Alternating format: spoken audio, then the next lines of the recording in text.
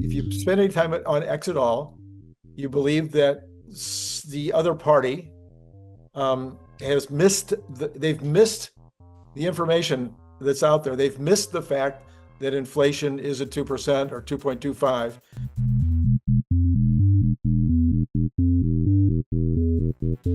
Atlanta Fed says 2.25.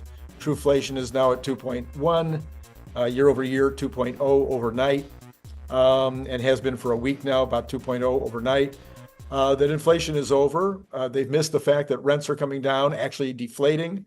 They've missed your analysis from 2 months ago that prices on houses were now coming down. Now it'll take a couple of months for the CPI to catch up on that. Housing information, 6 months.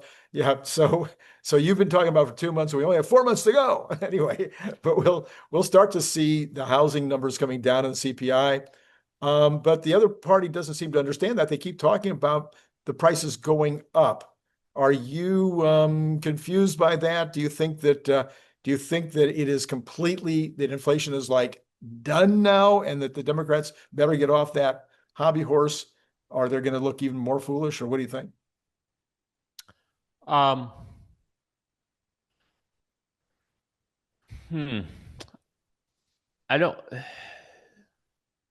want to separate the two. Okay. So Democrats right now are going to try to find anything they can to gain any traction. And right now, while I agree that inflation is done, the reason their messaging may hold some traction is because the inflation that has occurred is still within the economy. The prices are still where they are. And so that persistent high cost of things that was created by, in my opinion, not even the previous administration, but Jerome Powell and his people being late. It's also the administration. Of course. Right. But it's a mix of things. But that is still being felt. And there's no denying it. You know, you go out and one drink costs $16 to $25. Like, it's ridiculous. You know, it's for a drink, you know, it's crazy. Electric prices are going up. I mean, just interest rates are still high. Housing prices are still high. Like, you feel it, right? You can feel it in the economy. And so I think, and really this would go for either party, they would sink their teeth into whatever would help get the emotional side of the people and be like, oh, I'm with you. I'm with the people. Yeah, these things are crazy. This is all Trump's fault. But like, the days of like gaslighting people, I think, are kind of over. Like, everyone knows that Trump just got in. This isn't a Trump thing. But at the same time, there is fact that things are still expensive. Things still haven't come down. So while we don't have inflation, in my opinion, we also don't have deflation yet. Yeah. And deflation is really what is probably needed. It doesn't have to be across the board, but you need to have deflation in some pockets. And full circle here, housing is probably going to be one of those right now. You're right. I have been talking about housing prices coming down because you see it in Florida. And you got to keep in mind, Florida is where you'll see it start before you see it everywhere else. And so you're starting to see it trickle across the country.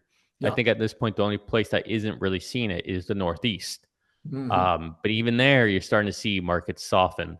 So that doesn't mean we're going to have a housing crash. I don't think that's going to happen. But it does mean prices are getting softer because something has to give. Interest rates aren't giving. Insurance prices aren't giving. Property taxes aren't giving. You got to find something.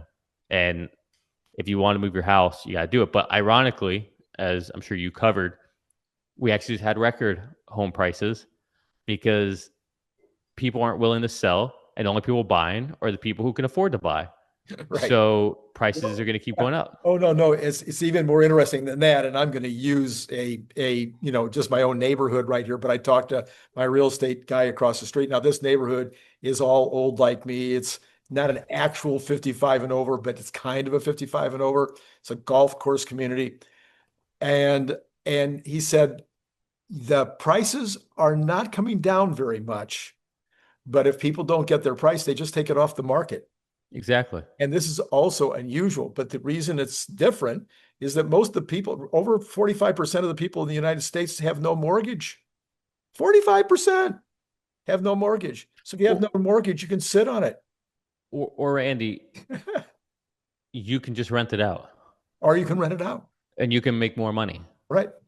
You know, like right now, if you want to go buy, just use easy numbers here. If you want to go buy $1 million house right now, you're probably going to look at tying up, say, roughly 20% of your capital. Mm-hmm. So you're not benefiting from that.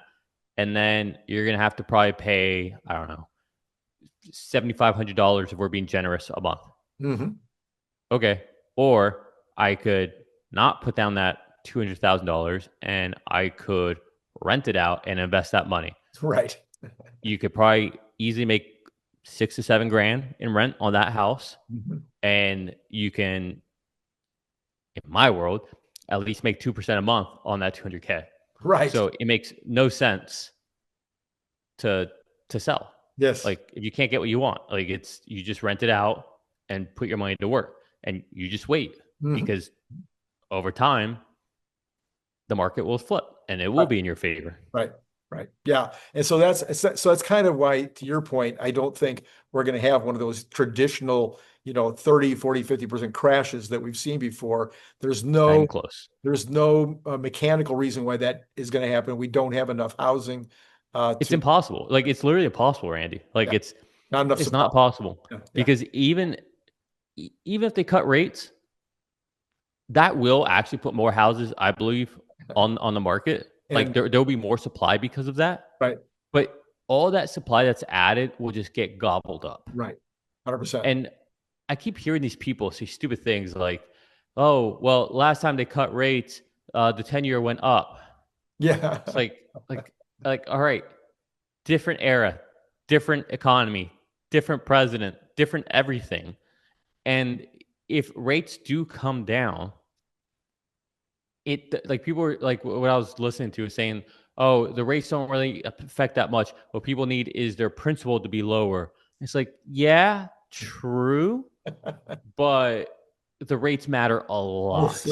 It's a huge chunk of the cost of the house. Yes. In fact, if you look at the study or any amortization table over the course of the loan, it's almost half, if not more, than the cost of the house anyways. So don't tell me that the interest payment isn't as big of a deal. It's a huge deal. It makes a huge difference. Yeah. Especially when you have a high car note, you got your student loans, high house note. If you can refinance all those loans down to a lower rate, all of a sudden now you have lower rates give you more tools, more levers, more ammunition. 100%. And the country saves a lot.